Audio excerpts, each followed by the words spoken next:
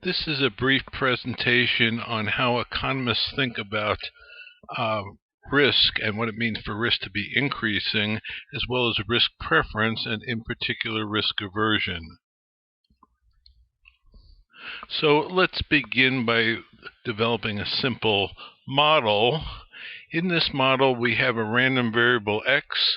There are two states. x1 is the outcome in state 1, x2 is the outcome in state 2. P is the probability of state 1, and therefore the complementary probability 1 minus P is the probability of state 2. The lottery L is the composition of the random variable x and the probability law P.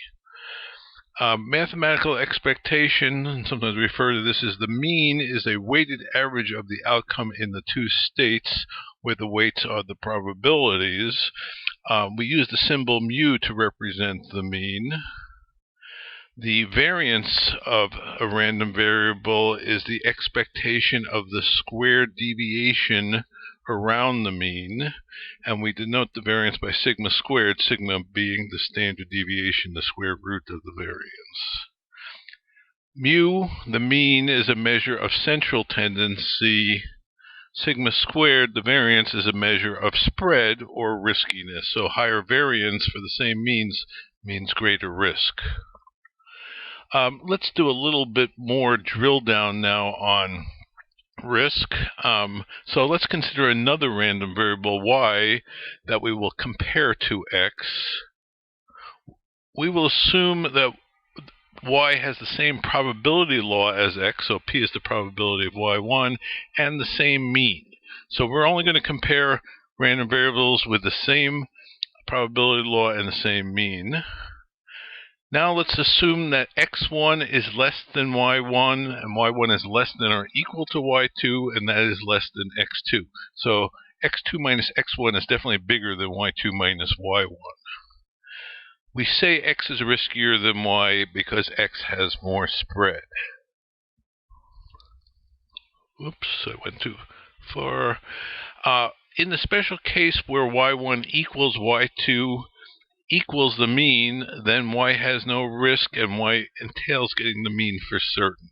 So certainty is certainly less risky than anything that does have some risk. Okay, let's talk about risk preference. Economists typically break consumers into three different categories. A risk-averse individual among lotteries with the same mean prefers one with less risk, so it prefers y to x. A risk-neutral individual among lotteries with the same mean does not care about the risk, so is indifferent between x and y. And a risk-seeking individual, again, among lotteries with the same mean, prefers the one that's riskier, so here prefers x to y. Risk preference is embodied in this expected utility hypothesis. The utility function is sometimes called the von Neumann-Morgenstern utility function from their book Theory of Games.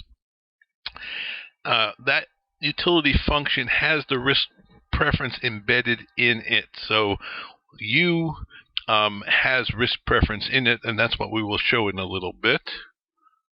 We evaluate a lottery by its expected utility, not by the expected amount of the lottery, but by its expected utility.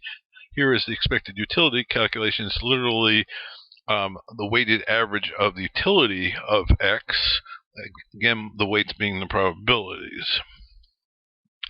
Risk aversion implies the expected utility of x is lower than the expected utility of y. So higher expected utility is better, and since y is less risky, it should have a higher expected utility than x. So what we want to show is that if U is strictly concave, that means the person is risk averse. Strictly concave here means the second derivative is negative. The first derivative is the marginal utility, so this is saying diminishing marginal utility. And diminishing marginal utility means risk aversion. Here we will do a calculus argument to show this. We have another video that uses a graphical argument, a slightly different argument. Here we'll use a calculus argument. So what we're going to do is change x1 and x2, holding mu and the probability law fixed. So the expectation of x is identically equal to mu. Even as we vary x1 and x2, we're keeping this fixed, and implicitly that means x2 is a function of x1. So I'm now going to differentiate this equation with respect to x1. When I do that, dx1 is just 1, so I get p here, plus 1 minus p dx2 dx1. Mu is staying fixed, so the derivative of a constant with respect to x1 is 0.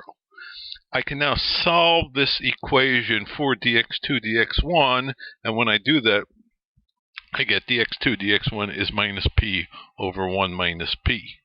And we will use that result in what comes next.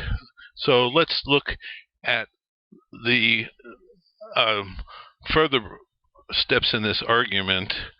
We're going to now differentiate the expected utility with respect to x1. So there is p u prime of x1 dx1 again is 1, plus 1 minus p u prime of x2 dx1. So that's the change in expected utility. Now we're going to substitute in for dx2 dx1, and remember that's minus p over 1 minus p, so the 1 minus p's cancel, and I've got a minus p in front here. I can bring that out, and so I get p times u prime of x1 minus u prime of x2. And that's greater than 0. x1 is less than x2. U prime is decreasing, so u prime of x1 is bigger than u prime of x2, so that's a positive. And that's the result. If you increase x1 a little bit and you lower x2 a little bit, you lower the risk and you actually raise expected utility. So lowering risk a little raises expected utility.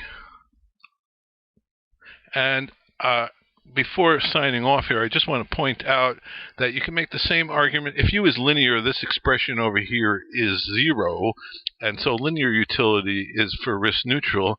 If u is strictly convex, this expression here is actually negative, and so strictly convex is for risk seeking.